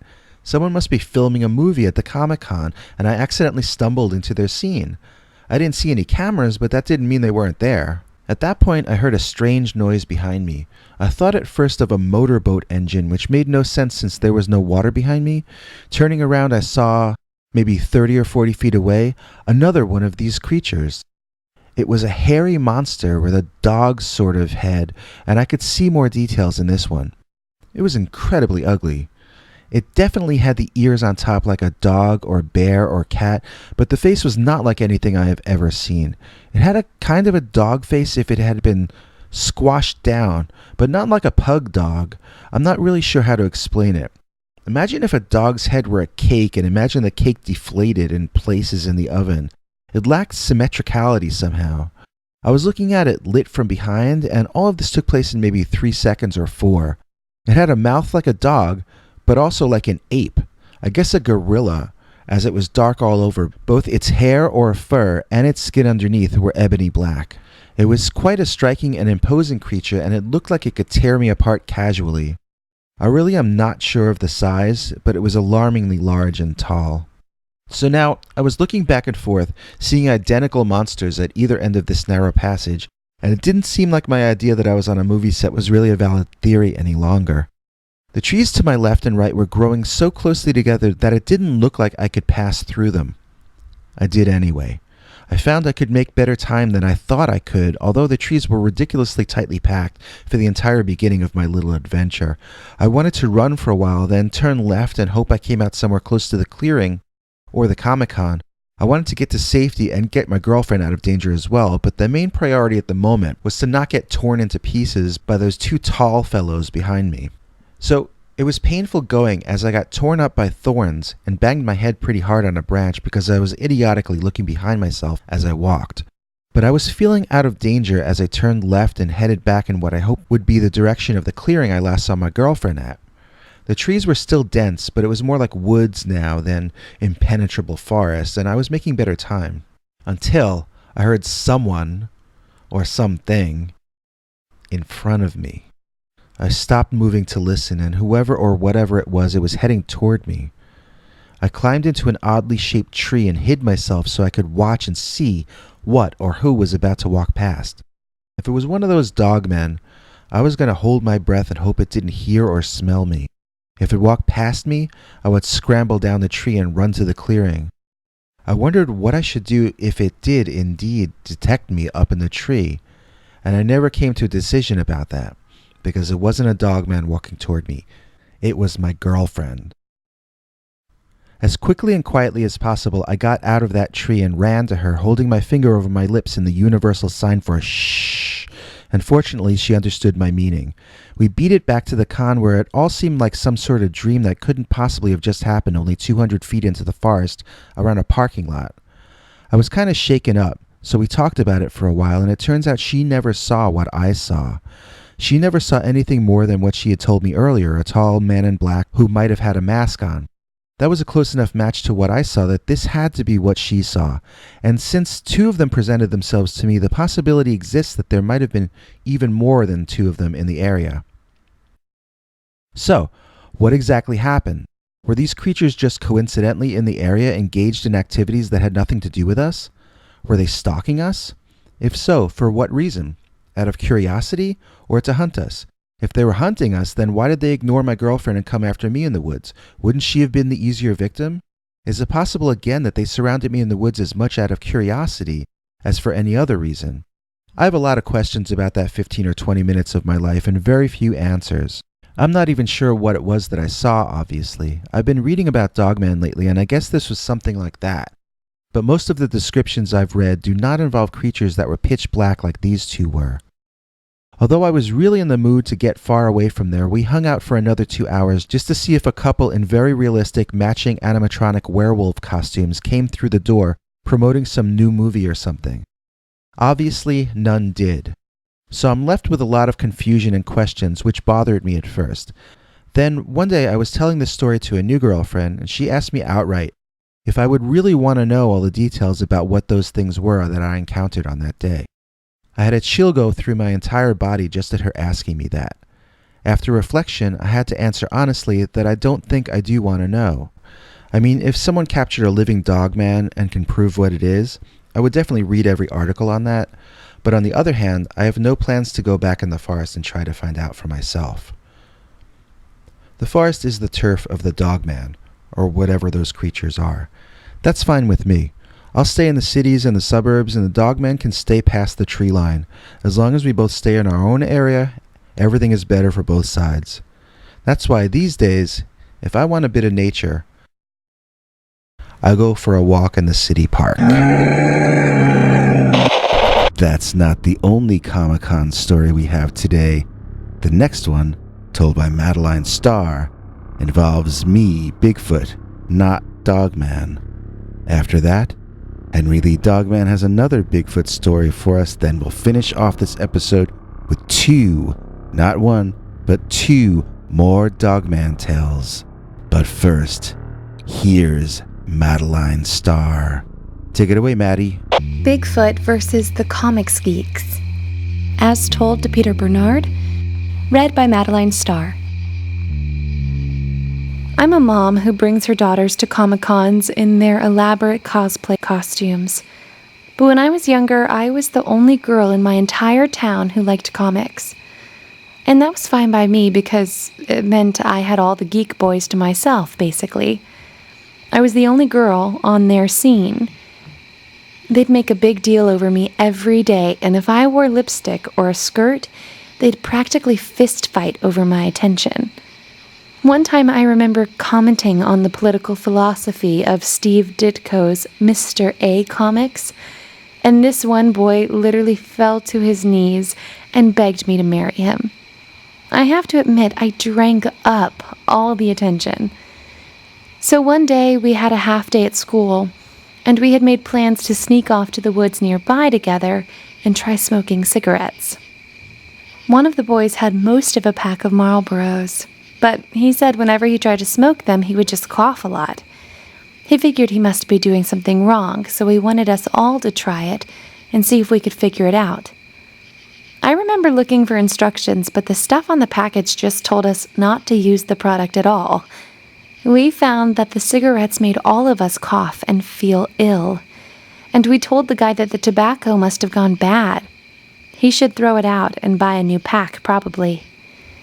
So we were all kind of laying around this outcropping of rocks in the woods, trying to get over feeling nauseous from the cigarettes, when some of the trees started moving behind the boys I was across from. I had my head on the cool rock like it was a pillow, so I was looking at the world sideways. I wondered if those branches were really moving, or if it was my imagination. The tree moved even more, and I started giggling. They all asked me what was funny, and I pointed at the moving trees. I asked them, "Do you see that? Or am I the only one who does?" They all turned to look where I was pointing, and just as their heads turned, out from the trees emerged the tallest, hairiest man I had ever seen. He looked like a basketball player, but even taller, incredibly athletic and graceful. It stood much too upright to be a chimp or gorilla. It had skin that was sort of light grayish pink where it showed on its face, palms, and belly. The rest of it was covered with thick, very dark fur or hair. The face reminded me of an ape, but was too human to be the face of any kind of simian. Without warning, that huge hairy monster bent over and screamed right in our faces. I broke all land speed records for running in vintage heels and a pencil skirt. In fact, if they had made that an Olympic sport, I'd have been an icon of my generation. I never looked back, so I can't tell you anything else about the hairy caveman, because I never looked at it again. We told our story at school and got made fun of for it. By senior year, we were denying it ever happened. I never heard about anyone else reporting a Sasquatch or caveman in that area. Although, why would they? After the ridicule we all had to bear for telling the truth about what we saw, I wouldn't blame others if they just kept the story to themselves. And the other thing is, it's not like Bigfoot are an officially recognized species, and it's not like this guy was walking around with a sign on him reading Sasquatchius majoris or anything. All we can say for certain is that on that one day, some kind of primitive human giant came out of the woods and expressed extreme displeasure at me and my comic book geek friends. So if a Bigfoot is what it was, then I just told you the true story of the only time I ever saw a Sasquatch. I felt sorry for myself because I had no doorman. But then I met a man who had no scary stories, psychic Bigfoot versus savage Bigfoot paraphernalia. Did you know you could be wearing a psychic Bigfoot versus savage Bigfoot t-shirt right now? They come in white, black colors, long sleeve, short sleeve, little baby red sleeve, wife beater size, pregnant wife size. Plus, you can own a scary stories, psychic Bigfoot versus savage Bigfoot hat, hoodie, journal, postcards, wall decals. All this can be yours right now by going to cafepress.com/scarystories NYC. Link is in the description. Bigfoot stole my projector screen. As told to, read by Peter Bernard. This story happened just last month. My family, which includes me, my wife, and 2 kids, moved to a new, larger home in a really nice area with lots of privacy and land all around us. A state park borders on one side of our property, so the forested areas of our land connect with much larger woods, and we sometimes get fairly wild animals here. We saw a bear a half-mile from our house our second week here, for instance, so there is some hardcore wilderness that isn't too far away. Anyway, once we got set up in the new house, it was great and everyone loved it, but by the second or third day of adjusting to the larger, less personal home, we all grew a little nostalgic for our old, tiny, cramped place back in the city. I pulled out our digital projector and set up my ancient, vintage movie screen out in the backyard, and we decided to watch home movies and remember old times we had shared together. We were about 5 minutes into the show when we started to get pelted with what we thought at the time must be acorns falling from the trees above us. We thought at first it was the wind doing it, then that it was squirrels throwing them at us. After a while, we'd each been hit several times, and my wife said one of the things that hit her wasn't an acorn at all. It was a pebble. I grabbed the projector and we relocated the show to our giant new living room, projecting it onto a white wall. I left the screen outside, but after we put the kids to bed and my wife went in to take a bath, I decided to go fetch the projector screen and put it away. When I got outside into the darkness, however, there was a terrible stench in the air. I mean, walking out into it was like walking into a hot, dirty, wet handkerchief that had been laying in the gutter for a month. I wondered if the septic tank had backed up. It was that horrible an odor. I stopped and gagged for a while. Then I noticed it was easier to take if I breathed through my mouth. I decided to get this over as quickly as possible, so I took a deep breath of foul air, held my breath, and jogged over to the screen head down. When I was about halfway there, I glanced up and did a double take before stopping short. There was a man in our yard, and he was messing with my projector screen. Seeing me advancing toward him, the man turned and screamed at me at the top of his lungs in a completely unintelligible manner. Besides revealing to me his immense size and remarkable lung capacity, I was also suddenly introduced to the notion that this fellow was quite savage and quite uncivilized. In other words, I might be in great danger. The incredibly tall and wide man gripped my projector screen to himself possessively. He wanted the screen. Okay, better than him wanting me. I backed off slowly, ready to give up the screen as lost if I could just get out of the situation without getting hurt. The man took a step or two in my direction menacingly. As he did so, he entered a better lit area, and I could see this man was entirely covered in hair or fur. I mean, all over, like a bear or an ape. It even came up over much of his cheeks. His face looked like a primitive man. He looked more scared than I expected him to look. After all, he was yelling at me. I wasn't yelling at him. As he walked toward me with the projector screen, It unhooked from the stand in the back, and the screen automatically pulled itself back inside the container, rolled itself up like a shade or a tape measure does. It snapped quickly and took the hairy man by surprise, causing him to yelp and drop the screen, then stare at his finger. I guess the screen must have cut his finger as it rolled up, and the hairy man looked like he was going to cry. I would have laughed if I didn't want to cry myself. What was this thing going to do next? Go into a rage because it had a cut on its finger? I had gone from thinking of the hairy man as a he to thinking of the hairy man as an it, an animal, a force of nature I would never be able to reason with. While all this had been going on, I had been slowly, one step at a time, backing away from the monster. I was now maybe 20 feet away. I saw the creature swoop the screen up in its left hand while simultaneously leap running away from me, and I turned away and I ran too.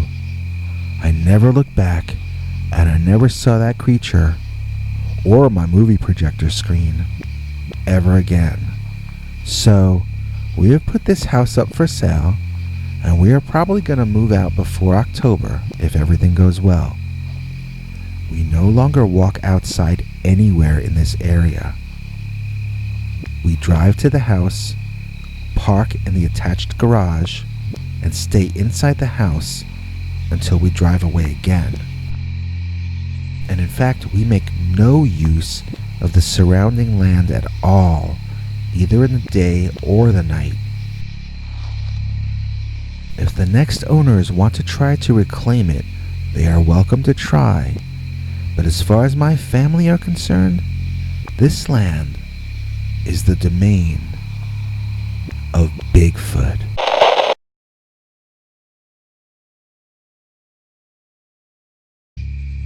Rough Road Dogman, as told to and read by Peter Bernard.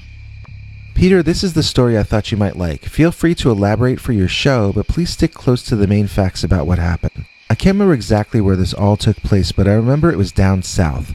My wife and I, we had only been dating for a few months at that point, so let's say my girlfriend and I, we were trying to get from one small town to another, and we as northerners naively thought that the shortest distance between these 2 points would be a straight line. In this case, that meant leaving the interstate highway system behind and trusting an old paper map and some narrow roads passing between some very tiny villages and hamlets. This was the late 1970s. The interstate system had been put in a generation before us, and all the towns between the highways were still sort of starving to death. We thought it would be scenic, but actually being out there, getting glared at by any people we drove past, it felt like a more appropriate word would be dangerous. I'm trying to remember why we were even down there. I think it had something to do with her father's business. He wanted to have us set up some sort of business for him down there, and I think we would get to run it. Something like that. I imagine the plan didn't work out, otherwise I would remember it. We had thought we'd make it to the town of our intended destination before the middle of the afternoon, but it was 4 p.m. and we were still only halfway there, according to the map. I was starting to get frustrated, and my girlfriend seemed to be growing increasingly nervous and agitated. We had all the car doors locked, aware of how rich we probably looked to some of the deeply impoverished people we were driving a few feet away from. I decided to try and get back to the highway. We'd have probably been to our destination already if we'd gone a long way around using the interstate. Live and learn, I said, trying to cheer up my mate. She was not cheered up. We followed a sign to the highway, then found another sign saying road closed. To the right of that was a detour sign that led to another sign reading rough road. Now, I've seen rough roads in my day. I've seen gravel roads. I've seen roads with potholes. I've seen dirt roads, mud roads, animal trails, and dead-end alleyways. But I've never before or since seen anything like what was being called a road stretching before us that day. That's not a road, my girlfriend moaned. That's a field of jagged rocks. And it stretched on and on and on and on before us as far as we could see. And it was either forward on that to the highway or back through the sea of wasted humanity to where? So forward is where we went. Slowly. Painfully. It was a bouncy ride no matter how slowly we went, After a while, we got into a groove with it and got up to between 15 and 20 miles an hour. The sun was leaving the sky. "It'll be night soon," my girlfriend pointed out. I said nothing in return. What could I say? Something else answered her instead.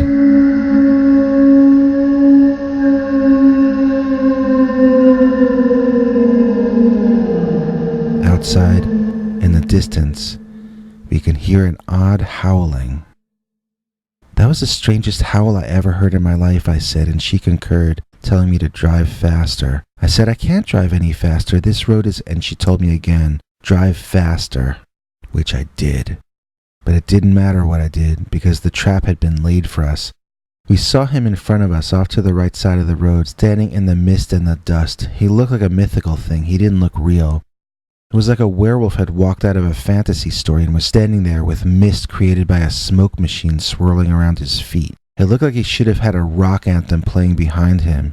His hair was long and flowing in the breeze, and as we drew closer to him, he bared his teeth at us. And then as we drew right alongside this hairy man with a canine head, he roared at us.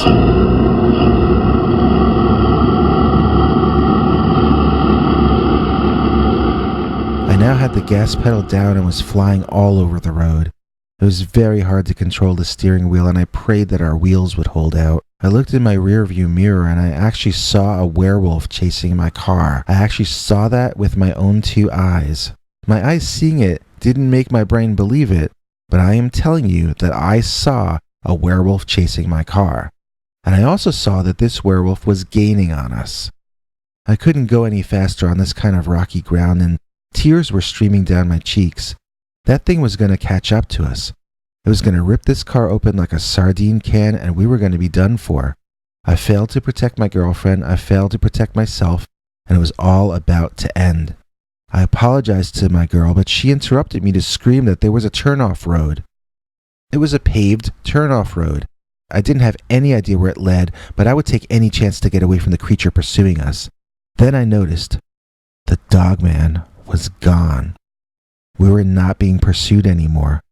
I hesitated for a moment, unsure of what to do, but my girlfriend was screaming for us to take the turnoff, so I did. Once on the paved tar again, we sped up to maximum as soon as the laws of physics allowed, and I figured we were home free.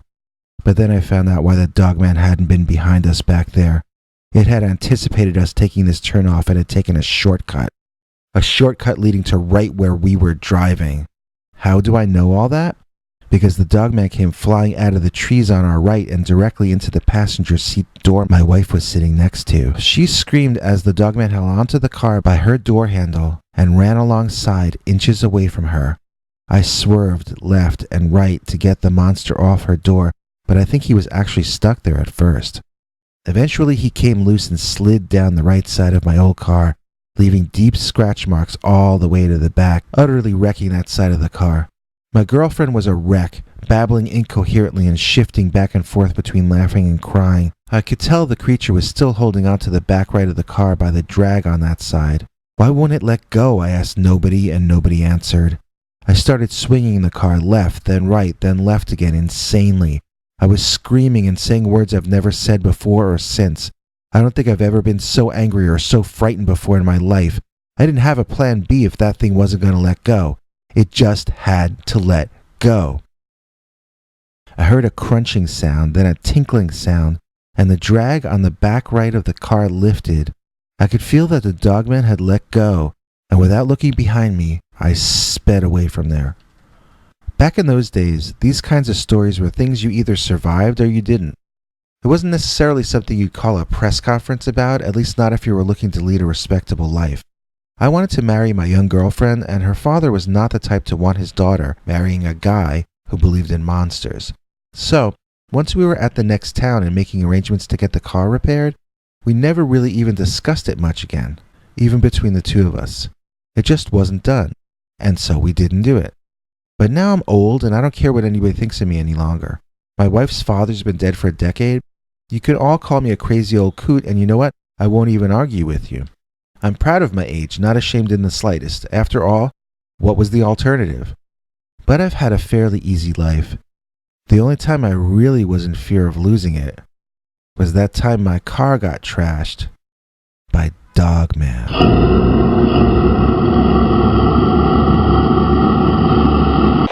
Richie Rich versus Dogman, as told to Peter Bernard, read by P.Q. Ribber. When I was a kid, I was a rich brat who collected rare old comic books none of the other kids could afford. Then one day I got taught a lesson I'd never forget by Dogman. Okay, like I said, I collected rare old comics. I sort of still do, except now I read them, scan them, and resell them, usually at less than I paid.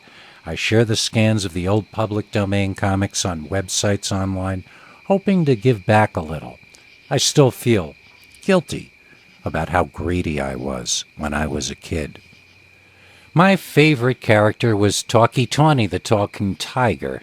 I had all but 2 issues of every comic he ever appeared in, so one day some of the kids at school started telling me that the comic book version of Mr. Tawny was nothing compared to the real-life version. I figured it was a joke, but they insisted there was a real-life Catman and that he would walk around underneath the treehouse of one of the kids. They said he usually appeared in the evening. That made sense to me, because Mr. Tawny would logically want to go out for an evening constitutional. I was an extremely sheltered kid and lived in a world of fantasy where superheroes signed autographs. I had a Spider-Man autograph I'd gotten at Corvette's and an autograph of Cornelius from Planet of the Apes. Not Roddy McDowell. I mean the real Cornelius in person at whatever store it was. I had both signatures framed on my wall. Could you imagine adding Talkie Tawny to that list? I asked them if I could see him too, and they brought me home with them. I remember being bored and whining. Then suddenly they both told me to shh. They had warned me earlier to be absolutely silent when Mr. Tawny came around. Suddenly, one of the boys slapped me on my arm and vigorously pointed to a spot in the brush down below. There was something moving down there. Now, I bet a lot of you are guessing that it was a furry down there wearing a cat costume or something like that. But, in fact, what I saw was the bottom half of an upright walking 2-legged hairy mammalian creature with legs bent backwards like a cat's, and I was 80 to 90% sure I saw a tail. "Mr. Tawny!" I gasped silently as I could, watching Mr. Tawny disappear into the underbrush and walk away. I'd never seen his face or any of his upper half at all, but it sure did look to me like a cat that walked on its hind legs. While on my way home, I devised a plan to get a private audience with my comic book idol. I would have to return to the treehouse alone at night and wait. And so I did. I had a cardboard box filled with nearly all my Talkie Tawny issues, as well as a few different kinds of pens. Some I wanted autographed on the cover, so I had markers for that, and others I wanted autographed on the interior, so I had a special fountain pen with a kind of ink that didn't bleed through the thin old newsprint. I huffed and puffed, and it took a long time for me to get the box as well as my corpulent little self up into the treehouse. In fact, it was such an effort that I laid down on the floor of the structure to catch my breath and then just fell asleep. I woke up to a sight of utter horror. There was someone with me in the treehouse. Someone large. They were not a kid. In fact, they were big even by adult standards. And whoever it was going crazy, tearing up my entire Talkie Tawny comic book collection. "Hey!" I shouted, trying to sound as tough as an 8 or 9-year-old can sound. That's when this guy stood up and I could see that it was not a man. I recognized those legs, those feline legs ending in sharp claws. The legs stretched up and up, covered in fur. The creature turned and looked me right in the eyes, and I could see that there was nothing feline at all about this creature. This was not a cat man. This was a dog man. My friends and I were mistaken, and boy, was I going to pay for it. I backed up and then realized there was no place to back up to. It was me and this werewolf-like monster, far taller than Lon Chaney Jr., and we were both in a treehouse together. I guess this is as good a place as any to describe what I remember of the animal's appearance. I say animal, but I don't really know what it was.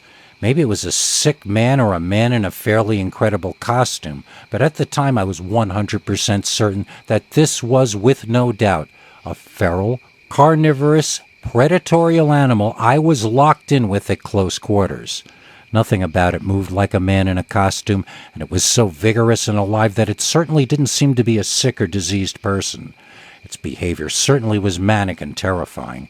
It might be insane. It might have rabies. It might be deranged or starved. What did it want, and what was it going to do to me? I stared at its eyes, which is exactly what they tell you to never do with an angry dog. It had such a monkey face, I remember thinking. You know the black leather on some dogs' noses? Imagine that all over the face, with pitch black hair growing all around the pitch black face.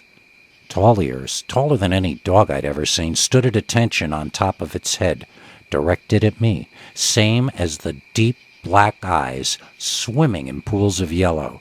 Its eyes did not seem real and were utterly mesmerizing, even hypnotic. Now, I was a kid, and I was on the floor of the treehouse looking up, so it seemed like a giant at the time. I guess it had to be at least the size of an adult male human, but it sure seemed larger in that moment. Let's say it was 6 feet-ish.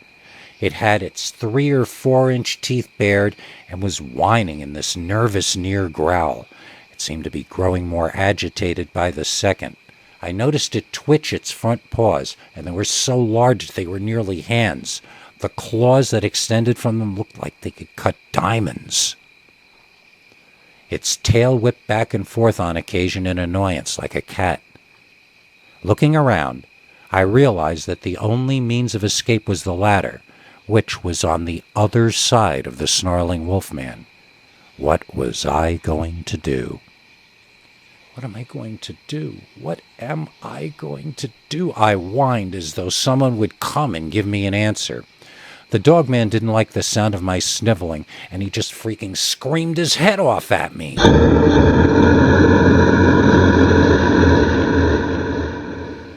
It was like he was lecturing me about something. I hadn't really ever experienced that before. Oh, sure, I'd yelled at people and berated employees 4 times my age, but nobody, not even my parents, had ever had the will or nerve to lecture me so loudly before. I didn't know what this meant. Was this dog going to eat me? Was it going to beat me up? Why was it screaming like that? I started bawling, weeping uncontrollably. That really annoyed the wolf, and it started howling. The howling drew the parents of my friend out into their backyard to investigate the ruckus. As the people approached, the dogman leaped effortlessly to the forest floor and ran away faster than anything I'd ever seen move before. When the adults found me weeping inconsolably in a pile of torn-up comic books, they called my parents at once. Rumors spread through school that I had gone crazy and thought I was Mr. Tawny. Then I tore up all my comic books. My parents put me in therapy and moved me to a private school to avoid at least some of the gossip. Nobody, as in nobody, ever believed my story about a dog man. This was the 1970s, and such things didn't exist. They said I got the idea from Dark Shadows, which my mother used to watch.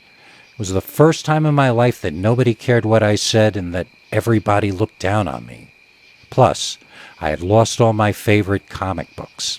It sucked to be me. But into each life some rain must fall, and I think, for the most part, it's better to get humbled by life early than late. I would like to make an appeal to the parents out there.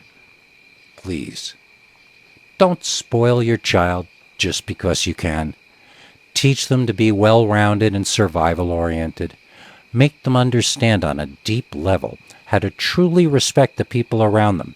Teach them a few lessons, especially the ones that humble them a little bit. Don't leave them to be taught lessons by Dogman. And now, get ready for an all-new, completely uncensored, slightly bloody, and absolutely terrifying new Dogman story. Oh, wait. YouTube won't allow me to tell you stories like that on this channel. If you want to hear that, you're going to have to go to peterbernard.com and sign up for our paid subscribers club. You can choose any price you can afford for a 1-month subscription, and then every weekend, we tell you a story YouTube would never allow us to tell you on this channel. See you this Sunday for an all-new, very scary, completely uncensored Dogman story. That's all we've got for this episode. I hope you enjoyed it, but don't forget we'll be back with an extra long story tomorrow morning, so join us then. If you enjoyed this, please click like or consider subscribing. Remember to click the bell icon or you won't get notifications. If you want to listen to Bigfoot's secret uncensored story each Sunday, just go to peterbernard.com and become a paid subscriber. See you tomorrow. Same dog time, same dog channel.